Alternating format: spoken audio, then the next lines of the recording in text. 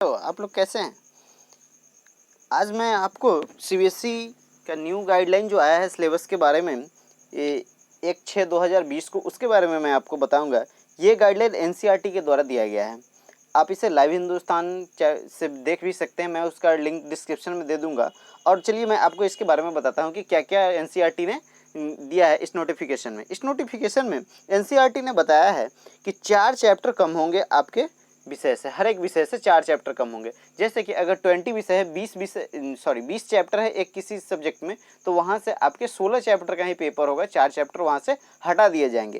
तो लेकिन ये क्लियर नहीं किया कि कौन सा चैप्टर हटाए जाएंगे। ये हो सकता है कि आपका 15 जुलाई के बाद जब स्कूल खुले, या स्कूल का न्यू गाइडलाइन जब आए 15 जुलाई के बाद, कंडीशन क्या रहता है कोविड-19 का, उसके बाद आपको बताएंगे। तो उसमें आपको बताएंगे कि कौन कौन सा चैप्टर आपको नहीं पढ़ना है। इसे डिटेल में हम देखते हैं। तो चलिए आपको ले चलता हूं मैं लाइव हिंदुस्तान पेपर पे। वहाँ पे क्या कहते हैं। लॉकडाउन के बाद स्कूल खुलने और अचानक बच्चों पर सिलेबस का बोझ ना पड़े, इसके लिए विषय वार चैप्टर को कम किया जाएगा। इसके लिए एनसीईआरटी के द्वारा गाइडलाइन तैयार किया गया है। जून के दूसरे सप्ताह में स्कूल को गाइडलाइन भेज, यानी जून के, मई और जून के, यानी कि जून के सेकेंड वीक में, इसी मंथ के सेकेंड वीक में आपको गाइडलाइन भेज दिया जाएगा।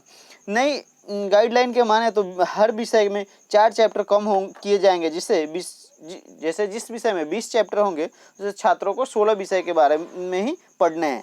कक्षा 1 से लेकर 12वीं तक सिलेबस 25 से 30% तक कम किए जाएंगे, यानी क्लास 1 to 12 तक 25 to 30% सिलेबस आपके कम किए जाएंगे इस गाइडलाइन के अनुसार।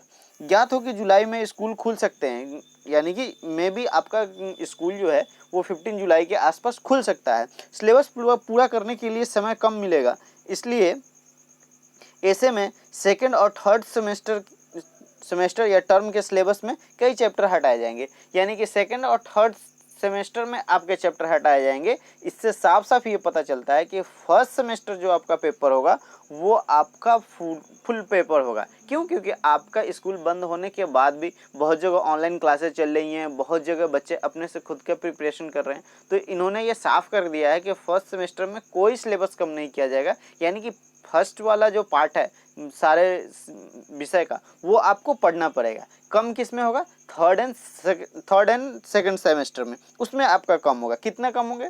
20 to 25 या 20 to 30% सिलेबस आपके कम किए जाएंगे। तो इससे क्या पता चलता है कि आपको अपनी तैयारी छोड़नी नहीं है और पूरी तैयारी करते रहनी है।